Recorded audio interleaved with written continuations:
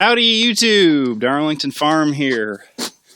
Yeah, so you might be looking at that and thinking, what the hell is that? That actually is for use back in my grapes. I guess if you look at the tractor here, from driving up and down the rows, the little spot in here in between that you cultivate and mow and stuff gets kind of squished down. And so there's a little hump on either side of the path that goes between the row of the grapes, and I can show you this here in a bit when I actually show this in action. Anyway, so yeah, basically there is a hump that I need to deal with back in my grapes on either side of the rows. I did not show or take any video of building this, but this is the dehumper. Anyway, it works rather well.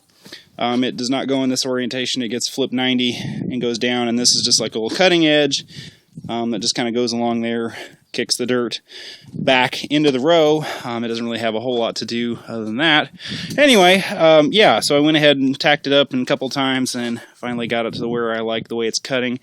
But I decided this piece of 3/8 plate on the front of here, I was going to go ahead and throw some hard facing on, not necessarily because it needs it, more just because I wanted an excuse to do a video about it. So anyway, I got some hard facing rods over here, 1/8 inch, I have no idea, 700 F6, or excuse me, 5F 508 something or other. They just are listed as hard facing rods at my local farm supply place. So yeah, I played around with those in the past, but yeah, I figure I'll do a video here. I'm probably just going to run one bead along the bottom here, and then just do a crosshatch on the bottom of this. It probably doesn't need it, but it's an excuse to use it in a video. So anyway, I guess, yeah, here's the dehumper. It's just a piece of C-channel tied onto that piece of 3-inch tube there, and yeah, a couple of pieces of 3/8. Actually, this front one's 3/8. That bottom one looks like it's 5/16, or 5/32 rather. It doesn't have to be super strong. This is, fairly heavy C-channel there. Just something I needed to kind of knock the hump down. And anyway, yeah, I'm running these hard-facing runs here off of my XMT304. I had my Miller wire feeder running off of it here, but I thought I would show you the settings. I'm thinking I'm going to need about 135, 140 amps. Yeah, 130, somewhere in there. I'm not really sure what to set the dig at, so I'm just going to leave it about 50. See if you can see that. There we go. I've got the dig set about 50. And yeah, 127, close enough. I'll see how that goes. And yeah, anyway, I'm going to put the camera on the tripod here and give it a go.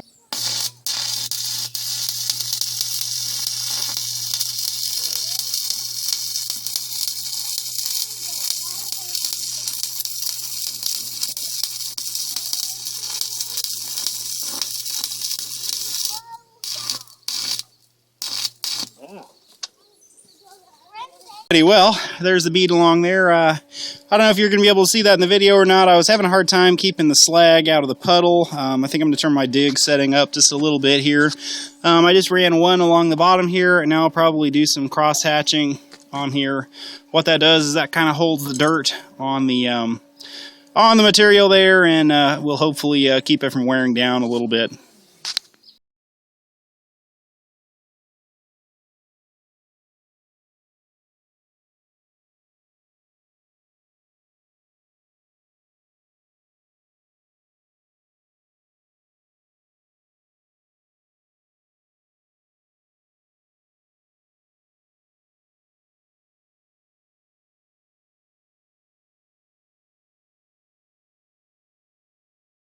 Alright, well, I get a little bit of a crosshatch pattern on there. I hope you can see that okay. Yeah, that's the first time doing rods like that. They seem like they kind of work like a 70-24, where they've got a really heavy flux coating, and you've either got to do them in the sort of flat position, or really crank up the arc force so it kind of blasts away the the slag there. Anyway, I'm gonna take this back and I'll let you see it in action here.